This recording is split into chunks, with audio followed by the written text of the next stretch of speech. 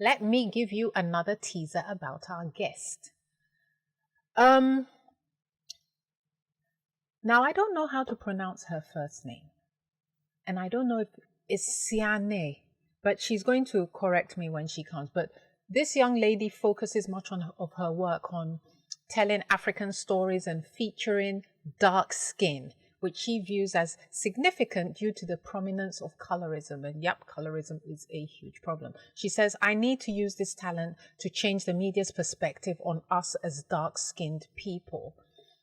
The accomplished documentary and lifestyle photographer and collage artist is currently working on an exhibition that draws attention to the professionalism of Black hair and African attire in the corporate space. Now, some of you may not know this, but in certain places in the US, first there's a huge conversation about whether natural Black hair is professional or not, and people not being given jobs because they have natural hair or their hair's braided or, So I think what she's doing is really, really important work. And when she comes, we're going to really get into that. Hi. Welcome to the studio. How are you today? Thank you so much. I am great. And you? Fine. What happened? I had a bit of technicity on set that I had to rush back to. Mm-hmm. I was actually on time. Funny enough, I left my house an hour. And by the time I got to airport, someone called me we need you immediately. And luckily, the place is not too far from airport. I was like, thank God. So when he called me, I was like, I'm literally 5 minutes away. Yeah, so we just used the opportunity to enjoy a little bit of Burna Boy. Okay, so while I was doing my snooping around the internet about you, I saw this Japanese competition on Black hair. Mm-hmm. And I thought, how many Black women are there in Japan? It just seemed like it was really weird that kind of competition would be happening in Japan. But it ties into what you're doing, right? About Black hair and attire in the corporate world. Why is Japan doing this? So when the lady actually reached out to me, the lady that reached out is a Ghanaian Japanese, half caste. Yeah. When she reached out, I was out of Ghana on another project. I really didn't know what this was about. And she was like, it's a hair project. I didn't really ask a lot of questions on my part. I take the blame. And she was like, it's a hair project for African hair, braiding. So I was like, probably trying to encourage Africans that's in Japan to encourage them to wear their natural hair. I thought that was the whole project. So after I got off of the project, I was out of Ghana. I went back and actually read the information, went on her page, snooped around a little bit, and actually did my own research. And I reached out, I think a month ago, I sent her this long email saying, hi, I noticed the people that are wearing the braids are not Africans, and I thought it was going to be Africans that are wearing it. It feels very cultural appropriation to me. It doesn't feel like we're appreciating the African culture. I understand if you're trying to teach Japanese about African culture, but they're not in the place to wear our hair, and our hair is just not about hair. It's culture, it's our heritage, it's our identity, our tradition. You can just put it on a whole nother person. Because one of the things I did notice while roaming through that site was and you talk about colorism in your work, and I noticed that everybody they was were either light skin to or represent complete Japanese. Every time I told her I would not like to be associated with this because this is not what I represent, or this is not what my brand is trying to show. I honestly thought this was Africans in Japan or dark skin African or half caste, because even half caste Japanese, they still have some type of African descent. No. I mean, take somebody maybe the most famous at the moment is Naomi Osaka. Exactly. Yeah, she's half Haitian, half Japanese, but she has the hair, the African hair. Yeah. So I was like, I didn't understand any of this. So after I did my own research, I was like, this is the reason why it's so good to actually do your own research, because I have actually supported this project without knowing. After I sent the email, because I was going to be one of the judges on that competition, I was like, I would not like to be a part of this, because I don't want in the long run this coming back, just as today technically it's coming back to bite me. If I was going to stay there, then technically I'm lying to all my followers, or who I'm trying to tell the African narrative story to, because that's not the story I'm trying to tell where it's allowed for Japanese or Americans to wear our hair, because our hair is us. But I think, okay, so I have a little,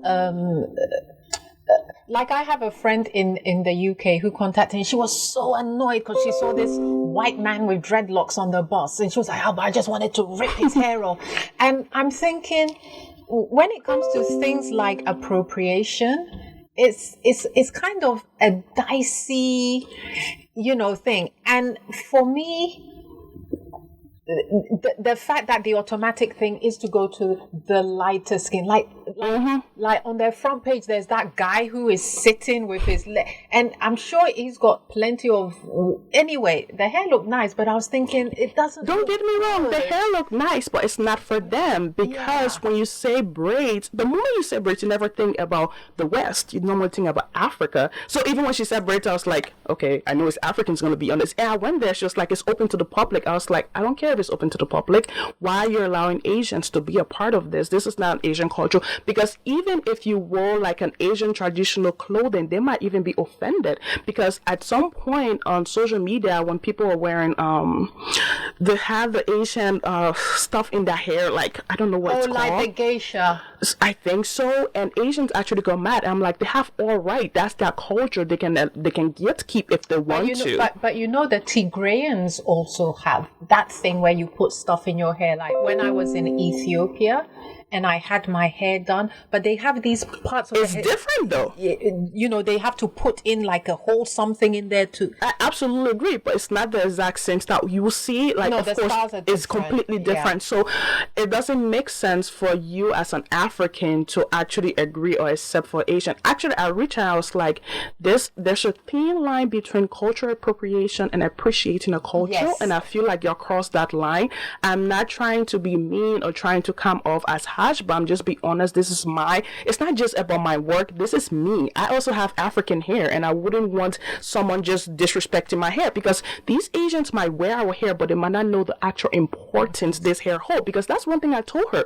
You could easily know something. I think a lot of our people don't know the importance of the hair either. I don't blame them at a certain extent. Because something is yours, you shouldn't learn about it. I don't blame them at a certain extent, because the media, we're so much involved with the media. Everything like television, radio, Facebook, Instagram, everything. The media tries so much to convince us to hate ourselves, and then take the same things they want us hating about ourselves, use it against us, which doesn't make sense. That's why I try so hard to input into my work that this is ours, and we will need to love it and appreciate as much. We don't need the West to tell us, okay, it's appropriate for you to love yourself now before you start to love yourself. You're perfectly fine. Exactly as you are. So what was her response to she responded just like, oh my God, I'm so sorry, I didn't think it would come off like that. No, but did she not consult with some people? I don't know. She told me that was the first time she was bringing it out. I was like, or she just thought that because she was partly African, maybe the idea was good, but the execution was wrong. But one of their judges was one Ghanaian woman. Actually, I think almost all the judges are black, because I saw the judges list, and then I was like, all of these people are black. Do they not see a problem of this a little bit? Maybe that. Well, sometimes too, when you're trying to make your coins, But you can't just make fast coins, because with the fast coins in the near future or so, you might be very regretted of this. I was thinking of tomorrow. I was. That's why I emailed him. I'm like, I don't want to be a part of this. I do not want to be a part of this. And then or is it I don't want to be a part of this, or I can be a part of this if these things are put into place? I told her exactly that, but at the same time, it was actually too late when I responded. It was late for them to change anything. I was like, if you can change it to actually only black people actually competing in this competition, of course. That's why I'm here. I'm trying to show as much. But even the thing of competing, like in the US, they have those hairdressing competitions where people look like peacocks and all crazy things that happen like that. I mean, would it be problematic, in your opinion, if the models being used were black women, but the stylists were Asian? I think it's still problematic, and I think it's half and half in the sense of it's problematic and it's not. The reason I think it's problematic is because, of course, yeah, Asians want to learn how to do our hair and everything, but at the same time, Apart from the fact that Japanese are known to be culture vultures, I mean, they love everything of they do, yeah. they do, but at the same time, there are still Africans who don't really know how to care for their hair. And the good part of that, where Japanese or whatever, or whoever is trying to learn how to do our hair, is good because now if Africans leave and go and live in Japan, they can be a bit okay to understand, okay, someone else can care for my hair even if I'm busy. You know, like back home, if you're busy, you can just go to the salon. Even back here, we still don't know how to care for our hair because they recommend you do perm or whatever. But if the Japanese or whoever actually educate themselves, and they're educating themselves in the sense of my whole target is black people, that's my target market, and not Japanese, then it's not that problematic. The 10 black people, women who live in Japan.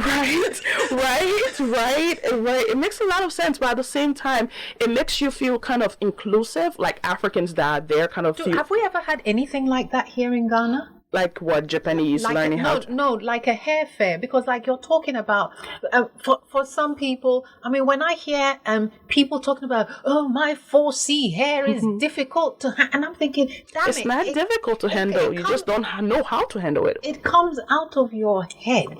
Deal with it. Whether we've had something like that here in Ghana, because it would be actually quite interesting for people to learn about their hair. I'm not very aware if we have had competitions like that. I just know... I think it would be fascinating. It will be because I noticed even the very local Ghanaian hair, not just Ghanaian, like African hairstyling shops, you go there, the first thing they will tell you, oh, do you want cream? And I'm like, why wouldn't you ask if I want to treat my natural hair? Like, we are not taught in the sense of actually wanting to learn how to care for this creation God has put on our head. Well, I think is as you said, we've been taught that our hair, there's so much we need to unlearn, actually. That we have bad hair. I mean, I remember like being in Nigeria and going with my friend to Yaba Market to get hair done, and natural. Why don't I perm it? Why am I harassing my life with this natural hair? And it's so sad that we see it as an embarrassment or a problematic. Like it's so bad because this is so rooted in our culture now. Because even like maybe my mom would be like, okay, let's say for example I have a school function, like a recital at school. The first thing she'll be like, let's go and silk press your hair. I'm like, what's wrong with my natural fro? Yeah, it's just as a professional as a silk press. They need to know we don't have naturally silk press, so why aren't we just embracing this fro or this 4C, 3C, whatever we have? I remember my parents, like when I cut my hair 2 years ago, but I had like dreadlocks to here, and my mother was like so embarrassed by me. It was like, no, you walk ahead. Wow.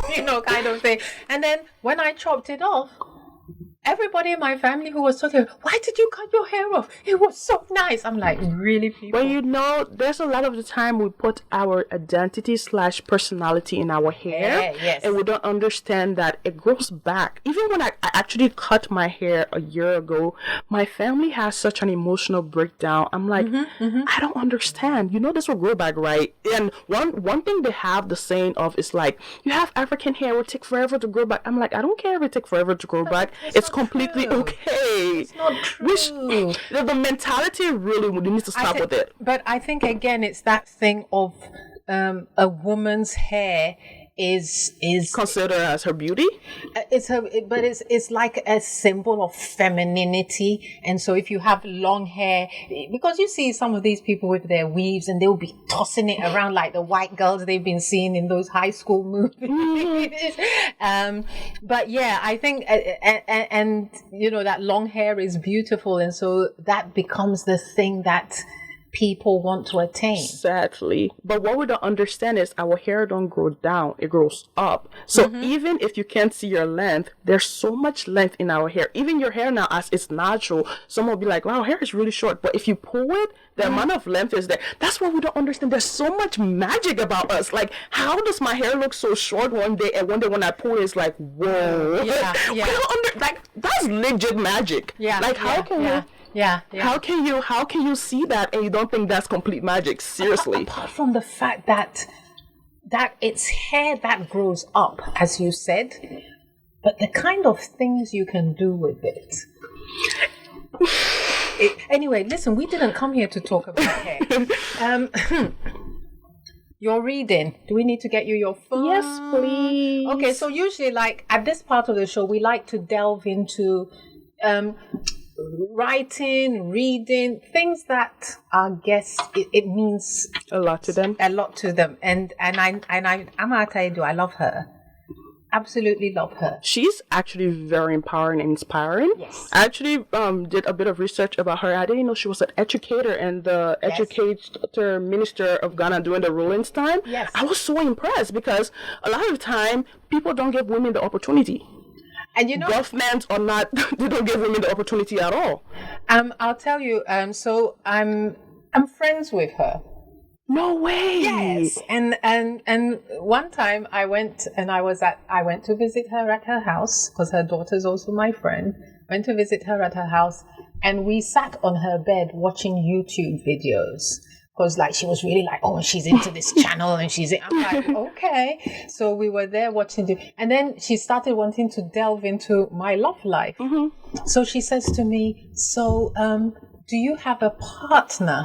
And I thought, that's a nice way of putting it. And she said, because nowadays you never know. No. But I thought, my gosh, that's so open-minded for an African and her age. She's so that's mind-blowing. And I laughed because I just thought it was so cute. It really is, because based in Africa and she's in her 70s and she's that open-minded and that's talking. And that's one thing we don't understand. I feel like if you don't try to educate yourself, you will always stay behind the sense of mentally. Like, there's people who live in this current day and time, but they're in 1998. It doesn't make sense. Like, nobody's telling you to follow the trend. I'm just asking you to educate yourself on what's happening currently. Well, I think like when you talk of things like equality so there's this guy I follow on YouTube. His name is Funky Dineva, and he does reviews and stuff. And they were talking about something, and he came out with a phrase. He says, if you don't want equality for everybody, if you're screaming for equality for yourself, but you don't want equality for everybody, then it means what you want is privilege. Which I thought was really powerful. That is powerful. I wrote it down. That is very, very powerful, because a lot of time people pretend or stick behind this assumption like, yes, everybody needs to be equal, but equal at a certain extent. Like, oh, you're going to be equal at this extent, let's stop you here. Yeah. No, it doesn't make sense. Yeah. It doesn't make sense. Have you found it? Yes, please. Okay, let's go. So the first quote I'm going to be reading from her is, there's really no name on it, but I love it. I'm reading 3 different quotes. Okay, yes, I know. So the first one is, my lady Silk, remember that a man always gains the stature any way he chooses to associate with a woman, including adultery, but in her association with a man, a woman is always in danger of being diminished. Very true. And this spoke so much to me because it's scary, but it's the sad truth. It's really scary how vulnerable we women are, women of all descent. Anywhere you are, you can't really be in a man's space. I don't even know why it's called a man's space. You can't really be in a space with another gender and then be yourself or try to reach out for certain things. They will always try to push you back, like, this is not your space. Why are you reaching that far? Chill, this is not for you. And it doesn't make sense. Relating this to my workspace, it's so hard because a lot of the time it's like in Africa we have a lot of us have we're very close-minded back home here, and you see a female with a camera or a female doing technical work and it's like, why? Like they look at you like you're doing magic. I'm like, this is just as a car. Like you need to learn how to use it. It's legit just like a machine. It's like a woman being on a film set. I was on a film set as the first AD, and the crew was about 100 people. You're probably the only female doing technical camera work. All the women were focused in makeup and costume. Which there's nothing wrong with that, but at the same time, that's not just only our place. Exactly. So I was the only woman who was not in a traditionally designated woman space, and it was rough.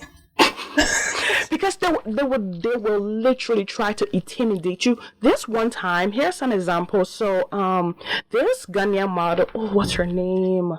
I don't remember, but this Ghanaian model, she's really big in the States. She's verified on Instagram and everything. She came back to Ghana. I reached out to her. I'm like, I'm trying to work with you. Is it Belinda Bedu? No. Okay, because she was like a supermodel. She still is a supermodel. Like, she's still currently very relevant. Yeah. So I was like, I'm trying to work with you, X, Y, and Z. She's like, of course, support women, everything. But the timing didn't work out, and she had another shoot with another male. So she's like, you know what? You can always just come and y'all can just collaborate. And it was a mess.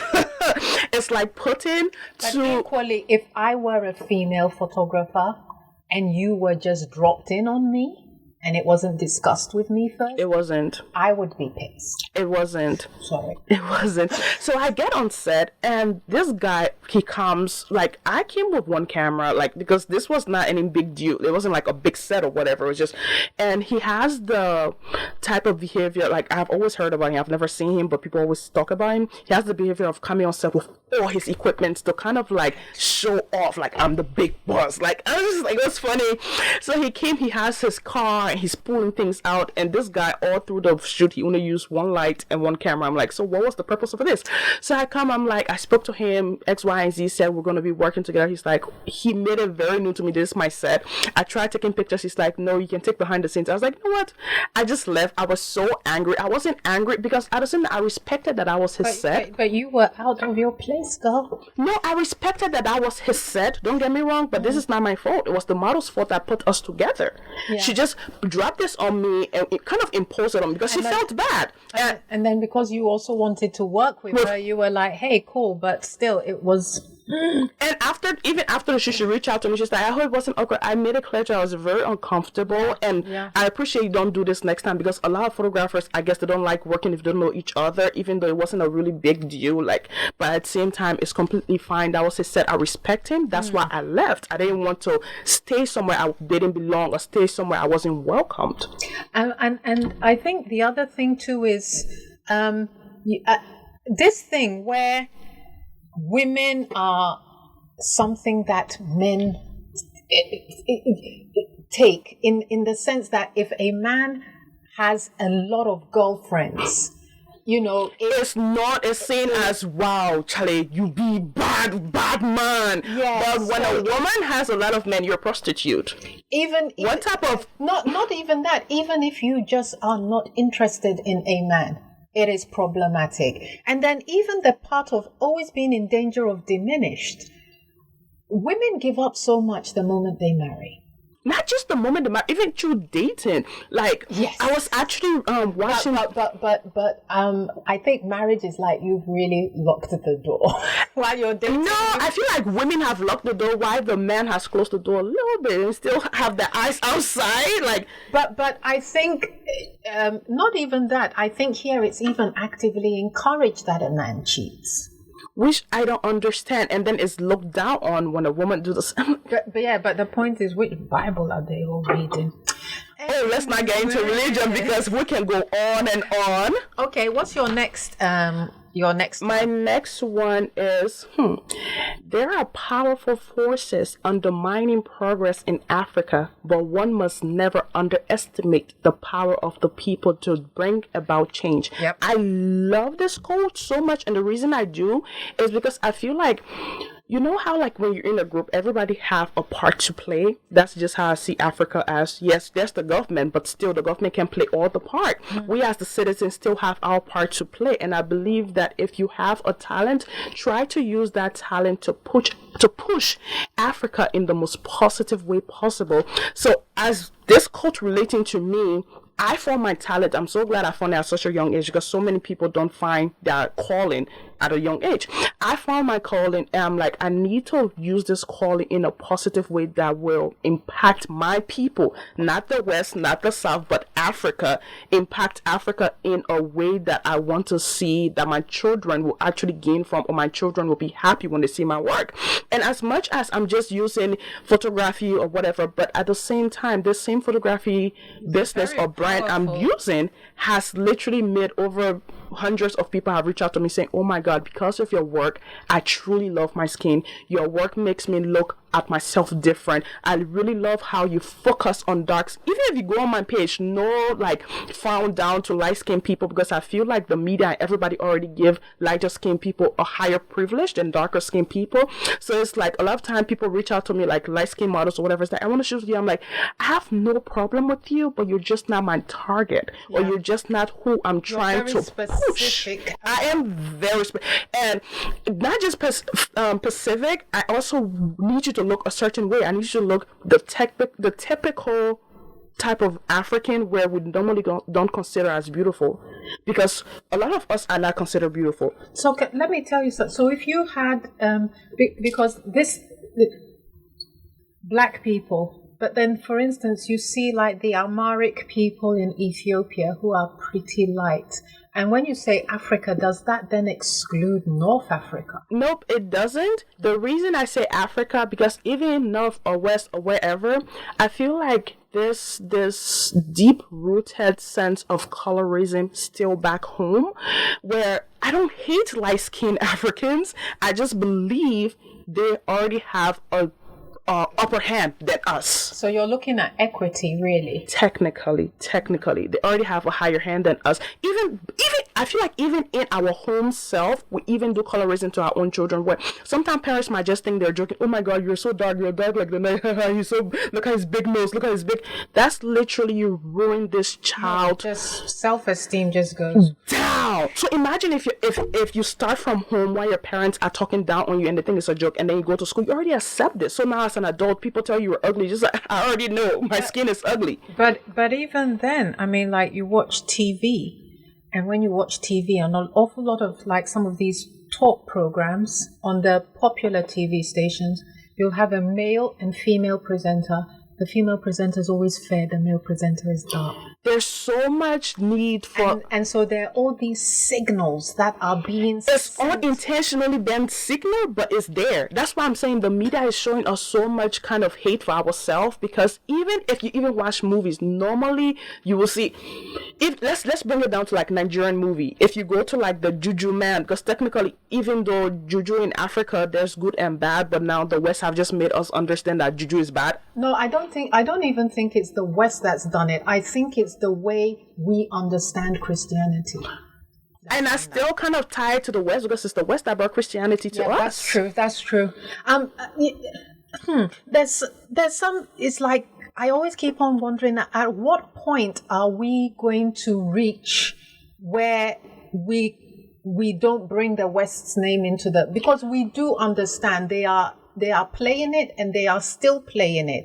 So the thing is, if I know you're playing me, what then do I do to be able to just take you out of the equation? Take it out of the equation or take you out of my mind, because they are resident in our mind. And they have like, I feel like that's really the power they have over us. I feel as much as there's currently not slavery, we still are mentally enslaved to these people. And I feel like the only way possible we can do this is actually like just cut ourselves away, because I feel like back home here, like totally cut away from them. Like crazily radical, like just cut you off. Don't talk to me. So basically, you're basically just gonna knock on every white person's door and tell them to pack their Ghana must go and pack out. She said Ghana must go. No, I mean what?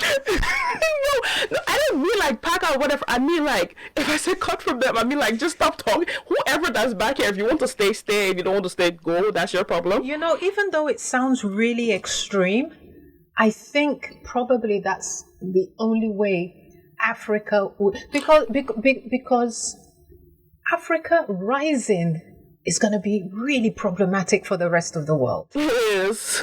And their vested interest is for us to be like this. And what they need is Control. Governments who also play into that thing. Now, if we were, can you imagine if all of a sudden African leaders got together and they said, oh yeah, Africa is close for the next 20 years. But so many other missiles will land in.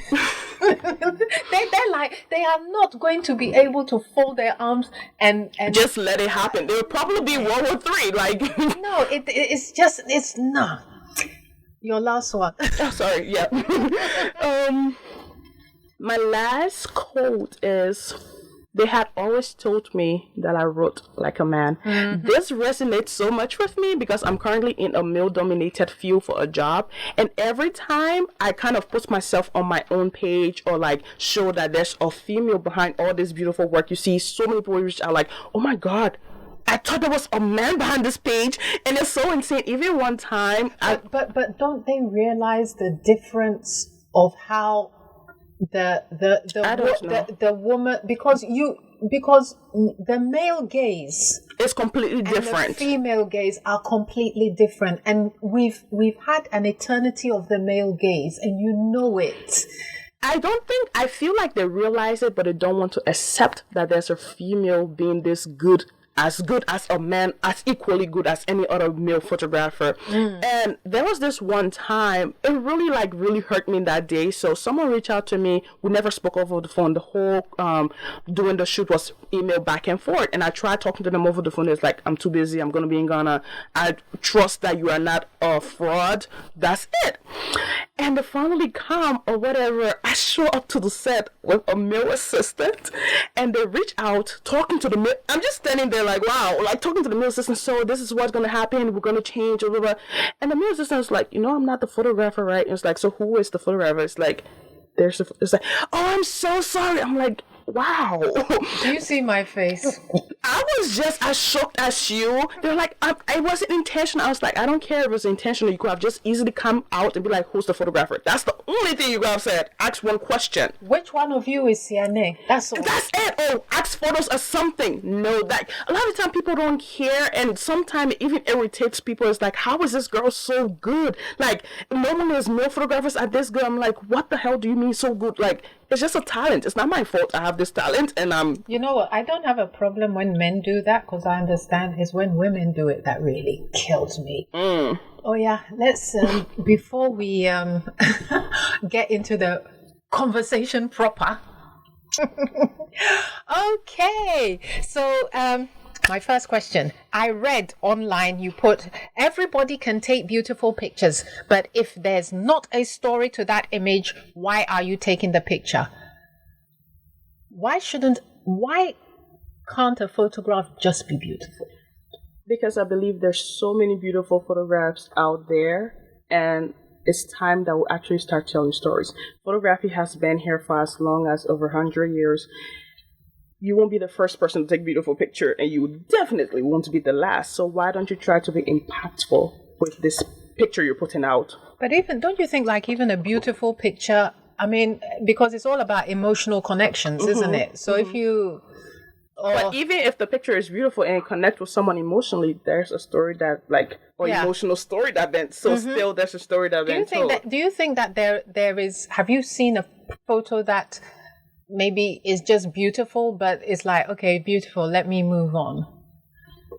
Don't you think just the fact that you see it as beautiful, just the fact that your brain registers that is beautiful, already there's an emotional... Yeah, I kind of agree at a sense of, yeah, but at the same time, you know how like artists create stuff, and sometimes if you don't tell someone what your work is trying to entail, or maybe you're trying to tell them what do you get from this work, when you see this work, what does it remind you of? And sometimes we just look at stuff, because with the media we are in currently, our attention span is so short. So a lot of the time, if you don't actually remind the person, I'm trying to tell a story here, or I'm trying to let you connect with this thing on a more higher level, we'll just look at it and pass. Seriously. So a lot of the time, you even see pictures. Even sometimes it even happens to me, and then I come back, I'm like, maybe this person's trying to tell a story. Let me wait and see. Maybe I can tell a story through it, or maybe I can see what they're trying to say. But then sometimes it's just okay. Because you've had, I've had, like, put it this way, I would say that I'm not, when it comes to poetry, I don't think I fully understand it. There's very few pieces that really connect with me. But then I somebody puts in all the effort, and it happens across all art forms, because there's always an effort, there's always a story behind it. But obviously, anybody who looks at it is only going to look at it based on their experiences and their exposure, which is very different from yours. So then they create a different story depending on. At a certain percent, yeah. But let's say, for example, let's just take maybe one of my hair photographs. You know how, like, technically we Africans, even though we're from different parts, but we still technically almost had all the same type of childhood. Like, you can still remember maybe on a Saturday or Sunday evening, you're sitting between your mother's leg or your grandma or your auntie, and she's braiding your hair or something. So if you put something out like that, I more than 100% definitely know it will resonate with an African, because they're already gone through that and they already know. But for example, let's say you take a picture of the sky.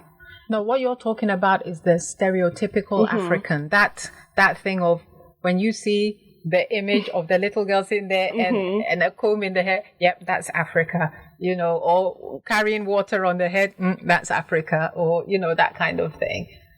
Definitely. But again, as I said, I'm technically, my whole brand is focused on Africa. So I'll normally do the stereotypical African thing. And besides that, I feel like our culture is changing so rapidly, or it's been extremely diluted by other cultures, where in the sense of, we're just talking about the same hair, where it's like, we're not celebrating our hair, whatever. You will see today, maybe it might not be as much as people, like kids sitting between their parents, like, and braiding their hair. Now they're taking them to the hairdressers. Exactly. So let's say in 20 years, when I have a kid, and I can be like, I never used to do like this, whatever. I will sit between my mom's leg, and then I can actually show these images, like, this is how we used to do it back in the day. So these are some of the actual reasons I try to capture these moments, because they are changing. Because there's certain things that my mom used to do, and she's like, you people are so spoiled. Like, we never did this and did that. I'm like, but I bet her mother told her the same thing. But the thing is, at her time, there was no one to capture it where you can vividly see it. Yeah. So that's why I try to do, like, sometimes people always like, oh my God, you keep repeating this. And I'm like, I'm not repeating the same thing. I'm reminding you that you shouldn't forget about these things as you go on in your adult life, and then grandparents or whatever. Because the older you get, now you only be storytellers or whatever. But then the human, like, I feel like we as human, we put things of importance when we can see it. If you say, right now, if I tell you, oh yeah, I used to sit between my mom's leg, you could be like, she's lying, I don't believe her. You understand what I'm saying? But if there's an actual vivid proof, you're like, wow, that's true. So I feel like a lot of times we need to see things to believe it. Like, yeah. Tell us a bit about your journey to where you are now. Like, how did you get? Because you said you found your calling at a young age, but then I also read that you studied political science. And was that for your parents? Yes, actually, yes. Every artist's degree or master is for their parents. Yes. It's like, okay, I've done it, here, take it. Now leave me alone and let me get on with my business. Yes, and funny enough, I actually dropped out. I'm going back to school next year to actually do something that I love, which is art. I don't care what type of art, I just need to do art. My journey, I'm a natural born creative. I started off with paintbrushes and pencil artists. Who was the influence? Probably my mom. My mom is the creative one in my family, actually. Okay. And that's one thing that actually even made me pursue my dream a lot, because she's also into politics. That's where she studied her degree. And when I was young, even when she built her house, she designed my room, like drew in it and stuff. And I clearly saw, even when I go back, it's still there. I'm like, but this is really beautiful. Why didn't you pursue this? And she just never thought her dream was important enough to like push it, or like she didn't really want to pursue it because she's like, there's a higher chance that nobody might buy my art or whatever. So I think the real thing is this narrative that the highest thing a woman can achieve is marriage. Sadly. I read a quote in a book that said that oh gosh, I hope I can do it right. Something about the best thing that any woman can look forward to in marriage is widowhood. Wow. It's like very painful. Wow. And in that same book, I can't remember the title, but it was a conversation between a young lady and her grandmother who said the same quote, and the other quote she said was, "The dreams of most women are still born in a society ordered by men." That is deep. And so because your priority, so then you get. And also, even like people, like there's this saying my mom always says, like, try to be as single as for long as you would like to be, or even longer, because the moment you get married, your identity disappears, because now you're someone's mother, someone's wife. You're never Sianeh. You're like, that's Mrs. or X, Y, and Z's wife. That's person's mother. Or if you have a kid, like let's say your kid is called Kojo Mami. Your whole identity disappears. Yes. So it's like, try to stay as single as long as possible, because the moment you get involved with family making, you are no more yourself. But then I suppose, I mean, to not sort of denigrate men, it also depends on the man that you get involved with. Kind of, but at the same time, a lot of the time, guys still don't understand that. But I think it's changing. I think it's changing, but not as fast as it needs to. Not as fast as it needs to, but that's small change. We take it. So we take it.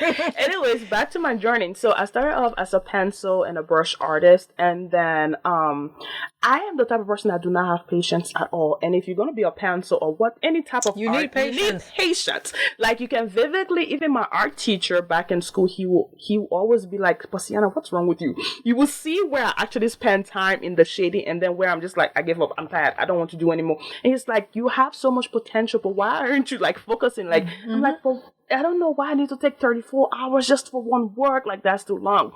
So in 2018, my mom upgraded my iPhone to an iPhone 8 Plus. And that's when I was introduced to portrait mode. And that's when my whole mind changed. Like, I was like, this is a discovery. And before then, I always used to like taking pictures of myself, of people. I just really liked it. I didn't really know what it was called as photography. I just really liked it. So I was the only person in my class that had that like good phone. And my friends, we're very little female. I think about 6 of us in the grade. And my friends were like, can you take our pictures for senior? The video to play at graduation? Yes. That was I was graduating. I was like, definitely, I'll take it. So I took it and shared with my mom, and she was like, oh my God, these are beautiful. I see it right now. They're not that beautiful. Yeah, but she's your mom. What else can you say? She was like, these are beautiful, Sianeh. I was like, oh, whatever. And they actually showed it at senior graduation. I was very proud. I was like, wow, that's my work. So I went back home to Liberia in December of 2018. And then my mom got a camera for her office, which was just to like doing meetings. But nobody really used the camera.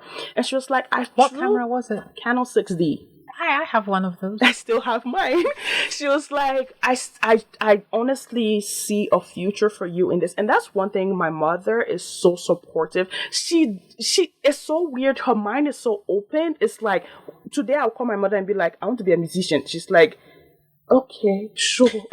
Tomorrow I want to be a dancer. Like, she's very supportive.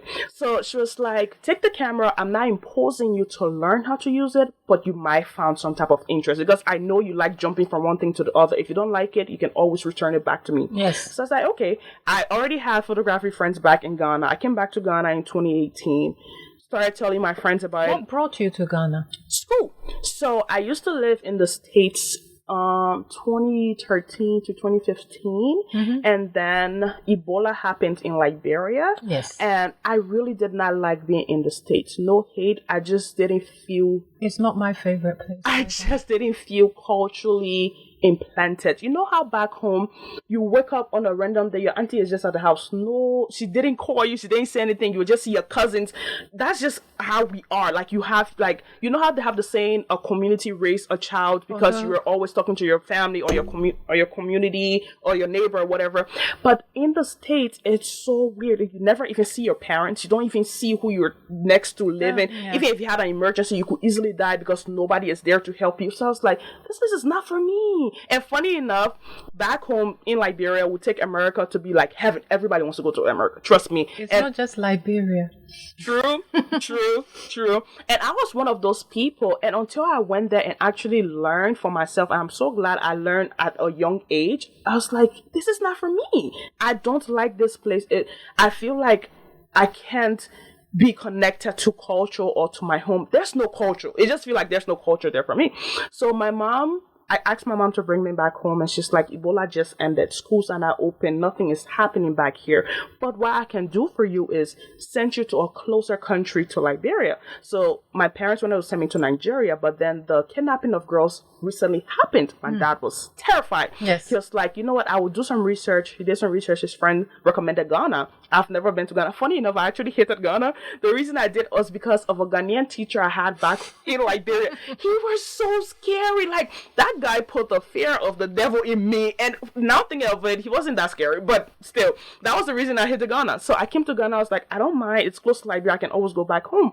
And then my first day of school, ended up changing my whole perspective. People were so nice. I really liked it. So that's how I ended here. I've been here about 4 years. So when I came back or whatever and started using the camera, asking friends, watching lots of YouTube videos and trying to figure out. Thank God for YouTube. Right? YouTube University, trying to figure out. And I kind of really started liking this. Like, I really started enjoying the process of taking pictures and editing them. And funny enough, one thing I noticed, the editing time wasn't taking as long as 30 hours compared to a painting. So I was like, I like this. So I kept doing it. And then over time, I guess, figure out what I wanted and how I wanted to use it to change my perspective. So that's my story. So, what inspired you to take that walk, of being a Black woman photographer? Obviously, being Black and woman, you don't have a choice, but the photography, because it's a rarity, literally. There's a few things that actually inspires me. I'm very obsessed with social media.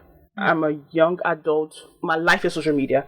Every time, when I first started photography, even though, I wasn't the best at editing or whatever, but every time I see all of these top brands like Vogue, like Essence, or any magazines, these big companies, when they take Black celebrities pictures and you see these people, they are washed out. They look ashy. Vogue has been in trouble for that with Kamala Harris. Last one was really problematic.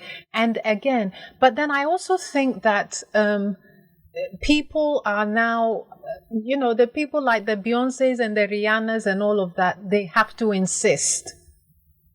I need a Black crew, or I need a... Which is so sad, because in this day and time, why you clearly know a white person don't know how to appreciate a darker skin when editing. Even, I don't know if you know this person, but Joshua Kingsley, I think I'm saying his name right. He's Ghanaian, and he did a project with Snapchat talking about camera, which literally shows that the camera was not meant to take dark skin. Okay. So, like, for instance, Insecure by Issa Rae. They were very specific. And I think there's even some classes on YouTube about lighting specifically for Black skin. Because obviously when Kodak film was invented, Black people were not part of it. Fuji Films now tried to include to be inclusive, but and I think even here a lot of the lighting training is about lighting white people and not lighting Black people. So that's something that needs to be learned. So yes, that's one of the things that really encouraged me to focus on dark skin. And another thing is, when I was back in school, photographers, like some of my photography friends, I don't blame them for this because that was the market and everybody, like normally when you put a lighter skinned person on your social media, now you get a lot of buyers or a lot of likes. And they'll always reach out to my friends and be like, I want to photograph you. Can you be my model? And nobody reached out to me. I was like, what's wrong with me? Am I ugly? Like, why are you not reaching out to me?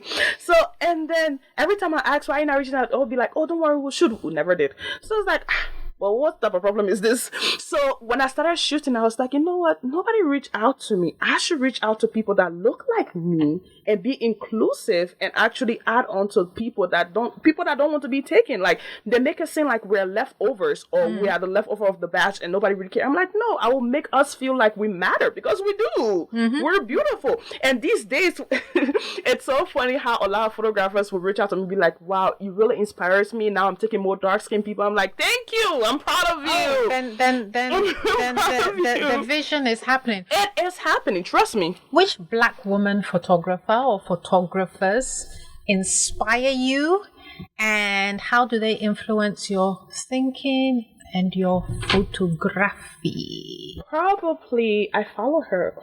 What's her name? She's, I think, Ethiopian. She's from the west there. I can find East. If she's Ethiopian. Yeah. I don't, yeah. Oh, what's her name? It's not, Polly is one of them. And one thing that really inspires me about this lady, she created this whole platform called Black Women Photographers. And isn't there a website as well? It's a website. It's just really inclusive. And I just love it, where you can go on there and actually see a lot of different Black women photographers. And why she inspires me is because she took a stand that nobody wanted to or nobody saw the importance of. And you would think, oh, maybe she's doing this for her own gain, but she sincerely wants to do this and sincerely wants to see us win. And it's just really inspiring, And it's like the amount of work this woman put, and Black women photography is not her only like job, like a focus point. And the amount of like work she put into this, the amount of job I've gotten just by being in that group is just amazing. I'm like I never thought someone would ever do this. Nobody had an idea. And her images also says the African stories or whatever, and she's so like out there. She's like, I want this, I need this will happen.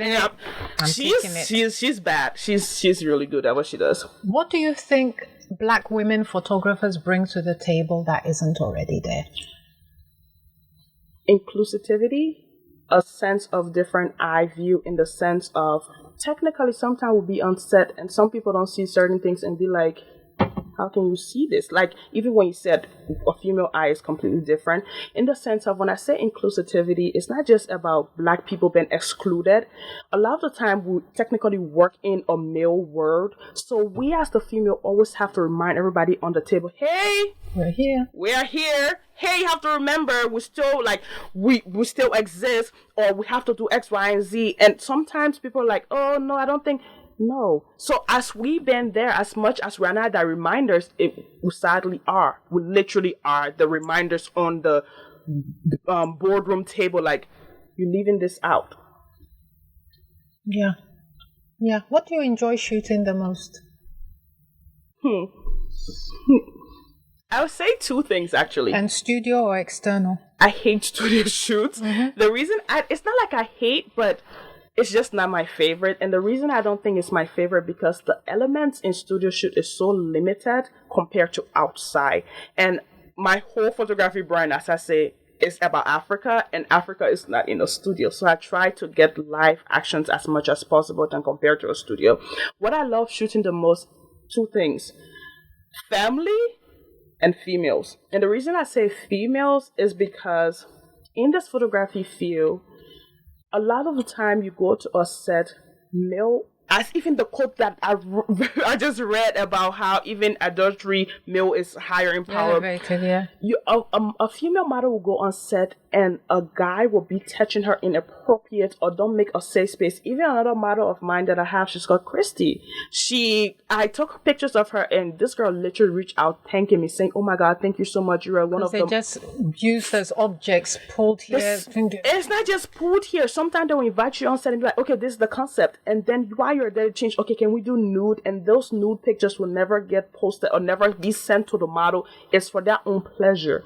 And I believe that is just world over, isn't it? Everywhere, Hollywood, everywhere it happens. I mean, I've been in Nigeria on people's sets, like doing casting, and you can see producers and whatnot, sort of picking girls out that they're going to have sex with to give them a walk-on role, which that never happens. It's so sad. It is so sad. So that's one of the reasons I try so hard to focus on female, because I feel like there's not enough space safe for us in the creative space. Safe space. In the creative space, there's not safe space. There's not enough space for us to elaborate our ideas and let us, or we are always talked over. So every time when I bring my models on set, I'm like, before even I bring them on set, I'm like, are you comfortable with this idea? Can we shoot this idea? And when they come on set, I'm like, what are some things you like to do? Because I'm like, as much as this might shoot, we have to remember we're collaborating. So you bring to your table and I will bring to the table, and we'll both come together and make magic. You can't just put everything on me. And at the same time, I'm like, what do you like to listen to? They're like, oh, whatever you want to listen. I'm like, no, girl, this is about you. And sometimes we forget. I have been on some MILF sets and they're just like, oh, post like this, do like this. I'm like, this person is in front of the camera. You're putting so much pressure on them. You need to release the pressure. You need to make this fun. I think because their approach is about control and power, and your approach is collaborative, and it's very different ways of approach. It's very, very different. And a lot of times they're like, oh my God, you hype, like sometime when I'm on set, like, you hype me up so much. I'm like, if I don't hype you up, how do you expect the best side of you to show? Yeah. How do you get the person in front of the camera in the way you want them to be? How do you get them to give you what you need for the final result? I tell them, imagine this is your best friend shooting, and before even the best friend shooting, whatever, before we start shooting, while they're like getting ready, I make small conversation. I ask them, here's the thing, when you get to know me first, I try to show different sides of me. Yeah. If I want something from you, I will become so comfortable, so free. I'm like, yeah, girl, like, hey, girl, hey, babes. Just make you really comfortable and be like, don't see me as just see the camera and just see me like one of your really good friends. Don't worry if you make mistakes. Sometimes people even get irritated at me. It's like, see how you take so many pictures. I'm like, the reason I take so many pictures is because people are not comfortable. So the more you take, the more they'll become comfortable in front of the camera. Every professional photographer takes a ton of photos. I have like a 36 GB, and sometimes just on one set I fill it up. It's not like intentional, but at the same time, sometimes people be very uncomfortable. And one thing I actually noticed that I've made a lot of my models free up a lot, give them the aux cord. Other times you go to other studio, normally it's the photographer playing. So technically, you know how when you listen to music, it puts you in a certain mood. If you give them the aux cord and they play whatever music, the music they like, it's not about me. I'm on this set, I'm the photographer. This attention is on them. So they're playing the music they like and jamming. That's me getting my shot, because you see them, I'm like, do you, whatever you need to do. You already have the concept. If you need to be sad, you play your sad music. I will make you sad. If you need to be happy, jump around. I'm getting my shots. So music is a really good technique to use, and not just, please, the photographer shouldn't use, because everybody have different taste in music. Yeah. Let the model choose. Even if the photographer doesn't like it, it's not about you. It's about her or he. Yeah. Your current, or is it your recent exhibition, drawing attention on the professionalism of Black hair and African attire in the corporate space? Tell us a bit about that. How, where was the idea birthed, and how has it manifested? So that's an idea I'm working on. I'm really, really keeping my finger crossed and praying that it can be executed this year. From, I don't know how long, even in school, I should start from school before I even get to corporate space. From school, our hair or our attire is frowned down on, as in the sense of your hair needs to be done in a certain way. Chopped off in government. Done in a certain way, whatever.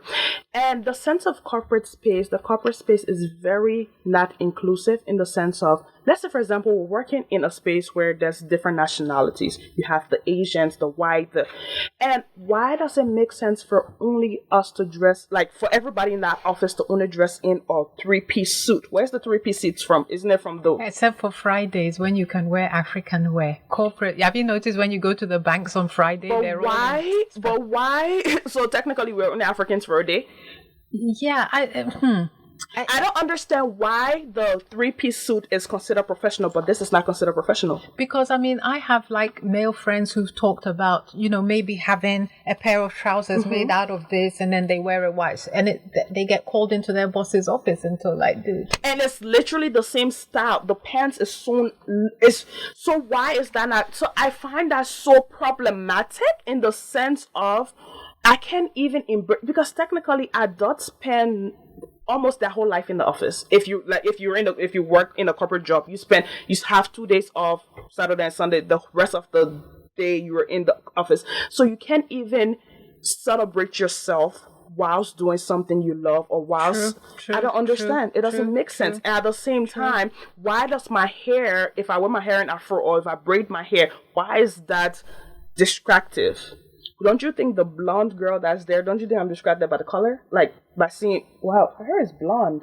That's pretty. Don't you think I would leave my work and look at her hair? So how is my black hair or fro distracted? I don't understand. It doesn't make sense to me. I actually believe that these are not things that any of them have sat to think about. I'm sure nobody in the corporate world, the upper echelon, has thought, well, this whole thing is... And it's funny how they say, oh, we're changing it. Why do it need to be called to your attention before you know that it's a problem?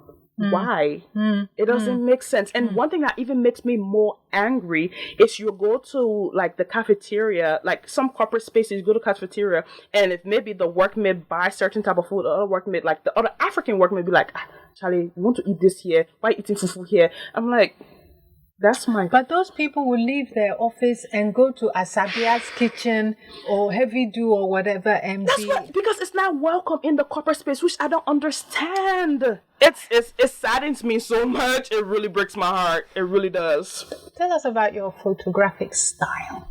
What is it about your work that when I see it, I'll go, this is a Sianeh piece? My color grading.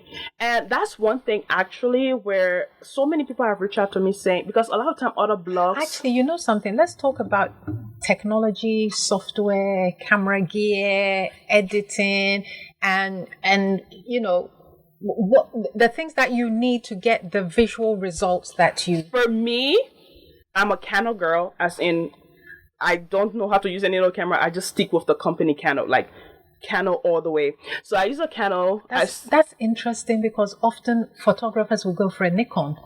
That's not a lie. That's so true. So many other photographers say like, Nikon, how did you start with Canon? I'm like, oh, that's what my mother gave me, and I don't know. It's just so comfortable with me actually. Yeah. So I use a Canon and I use Photoshop and Lightroom. Those are the only two things. I try getting into Capture One, but I just don't figure, like, I'm not comfortable there, so I stuck with Photoshop and Lightroom. Lightroom in the sense of I do not know, I can't tell you how I learned how to color grade, because color grading is very weird. It's like, okay, let's say for example, someone come and learn color grading from me and I go exactly that step. I can't go and now teach myself something else because I went exactly that step. And if I change it, I'm like, maybe I don't like it because it doesn't look like Sianeh's picture. I do not know how I learned it. I just kept playing around until... Who advised you for that? Funny enough, no one.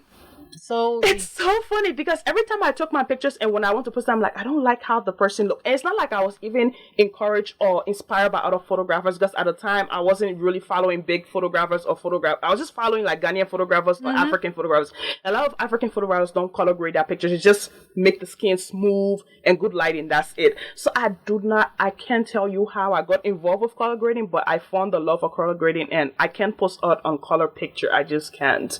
So yes, I use Photoshop and Lightroom in a Canon, and I use a 85mm. Which Canon do you use? I still use the Canon 6D. Yeah, sometimes I switch it depending on the project. Okay. Sometimes, some people want certain type of like camera, whatever. But it's still my baby, and it was just 2018. I still use it.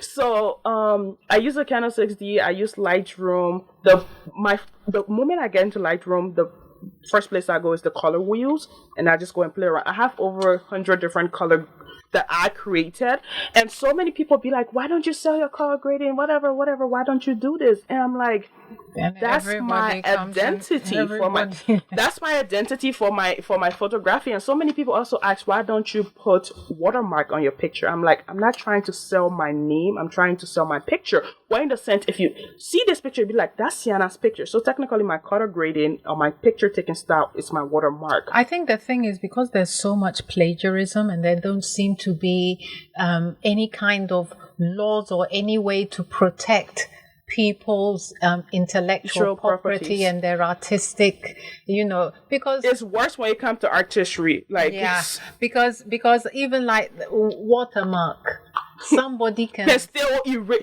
Me here, trust me, if I wanted to be corrupt, you can put watermark and go and edit it. If you know how to do Photoshop, I can take it off. No, I've done it. Exactly. I mean, I've done it for, like maybe I'm putting together a brief for something. And you want to tell the story in pictures. So you go online, you download, and you remove the... It's so easy to do. So I'm like, watermark is not a problem. You have to pick a style, stick to it. Even today, someone can post my picture, and a random person can be like, this picture looks like Sianeh's picture. And they'll tag me, I'm like, yeah, that's my picture. So it's actually working. People actually remembering my type of picture style. So that's good. That's a really good brand thing. Okay, amongst your work... Which has been the piece of work that you've done that you've just said to yourself, yeah, this is it? I have quite a lot, actually, because as I said, every work that I put out become my favorite, which is weird. Most recent, the one that is my current favorite is this picture of the girl reaching out for a flower. It's, I think, a 10-year-old girl. Mm-hmm. She's my tailor's daughter, and I asked consent. The mother knows. So I don't know, we're just sitting in the community and there's this big flower bush, and I asked her, I was like, can I take a picture of your daughter? She was like, yeah. I was like, you know what? All I need you to do is reach out for the flower, like just tip it toe. And she took it. Whilst I took that picture, I never had a storyline. Something just pushed me to take it. After I took it, edited, I looked at the picture. I'm like, I don't just want to post this picture. How many frames did you take to get what you wanted? Probably 300. and it wasn't just her standing, because I have a lot of art. No, you had to do different styles, of course. But after I took the picture, I looked at it, I was like, I need to find some empowering story to associate with this picture. It took me over like maybe 2 hours, came back and forth, look at it, and I was like, what am I doing? It makes sense. Flowers, little girls. You know how normally when people see flowers, they're like so protective of it because it's so easily fragile and can easily break. I'm like, that's literally us back home here. The mistreatment of little girls, the rape of little girls, and all of that. I'm like, we need to pay attention to our little girls and actually protect them like we'll protect these flower bushes. I feel like we protect our flowers, like physical flowers, then we even protect our kids or our little babies. So I'm like, that's it. Say that to the kids who pass by my house and be ripping my flowers. I'm sorry. I'm sorry. Like when I catch hold of it. Anyway, 3 questions to wrap up. What is the one thing you wish you knew when you started taking photos? There's so many people going to underestimate you and underpay you and intimidate you, but focus and just stay on your ground. Mm-hmm. Who or what would be your dream subject to shoot? If you had everybody across the whole wide world, if you had access to everything on this world, what would be your dream subject and why? Travel to every single African country. One. Oh, I'm sorry. Hey, Jesus, one. That's hard. What is your dream? That's really hard. That is really hard. Because, wow. I know. Not probably, actually. Go back home. Sadly, I was going to say go back home and photograph my grandma, my great-grandma and great-grandpa, but sadly she passed away 2 weeks ago. But I do have pictures of her, but I mean photograph her in my style. The pictures I have of her is just normal phone pictures. Just normal phone pictures. Yeah. Oh, what about if somebody famous? That's the thing. It's not like I don't care about famous. No. Who? Which black woman? No Oprah Winfrey, no Michelle Obama, no Amata Edu, no. Rebecca Kufuadu, no. No, funny enough, because DJ, you know her. funny enough, no, because my photography is structured in the way of, it's not based off of fame, it's based off of the story you telling. It's a powerful and impactful enough to change other people's life and perspective. And as much as there's so many powerful people and we all have our own stories, like Brenna Boy said in the song, we all have our own stories. I feel like I shouldn't give someone the upper hand. Even when your assistant or someone reach out to me asking what's your favorite this, I try not to favorite things, because I feel like by favoring things you're giving them a privilege over the other things, even though they might be as good as, that's what I think, they might be as good as everyone else. And I feel like me maybe photographing one person and be like, this is my dream person, I'm like, okay, but Ama's stories is just as good or just as impactful. But we're not saying that it's not just as. I don't have a dream person. Okay, so say you don't have a dream.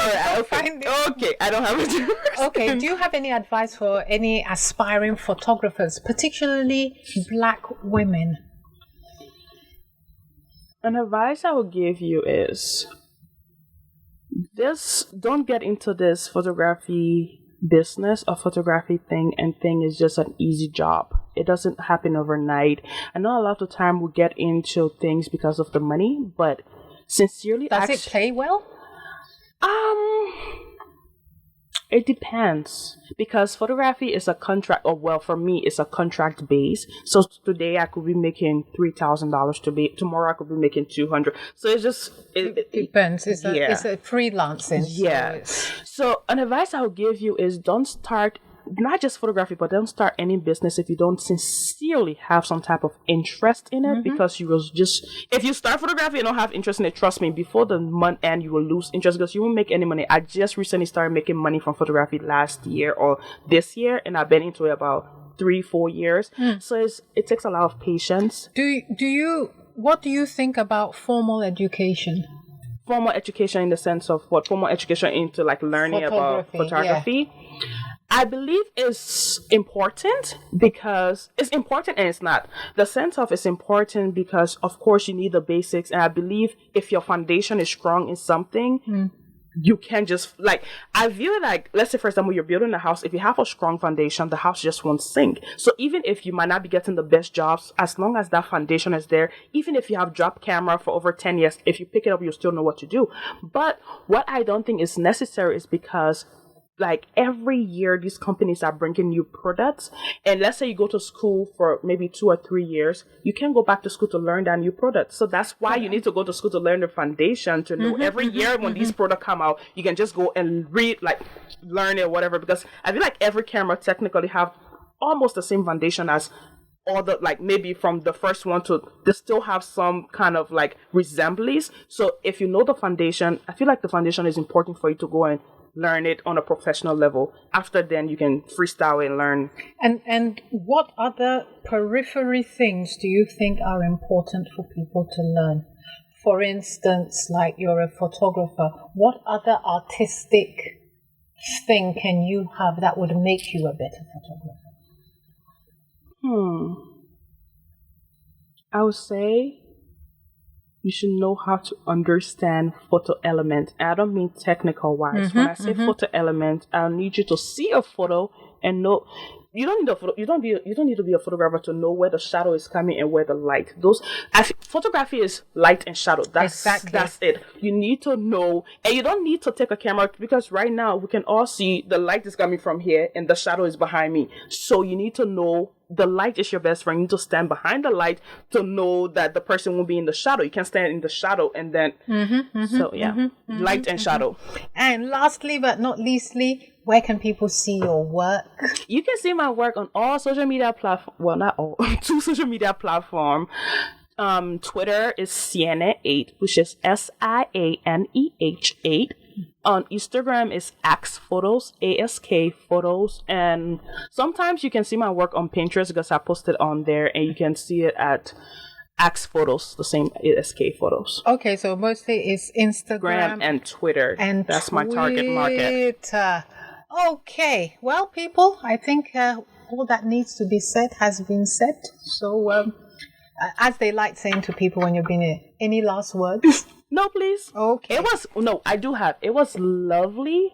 I really enjoyed this interview, and my host or the host is a very inspiring woman. I just need you to know on the other side of this interview, she is so inspiring. I got to know a bit about her, and I am wowed. And she's also in the media industry, which really excited me, like really made me happy. Sianeh, thank you. People, I did not pay her. Thank you very, very much. It's been a huge pleasure having you with us in the studio today. I'm always excited, especially when Black women are breaking down barriers and smashing glass ceilings, because it just means that it makes the world a better place for us. It's like you achieve something and then you throw down the rope ladder so that other Black women Can also come up. that can also come up and go, Black women and Black girls. So thank you so much for joining us. And I think the other thing too is the inspiration. A young girl sees your work and says, yeah, and all it needs is that spark, but we need the examples, and I think you're one of those. So thank you very much for joining us. Thank you so much, Alba. Thank you. For our listeners, I hope the takeaway was good. Thank you very much for staying with us and listening to Sianeh. If you enjoyed this video, don't forget to like it, subscribe, and share.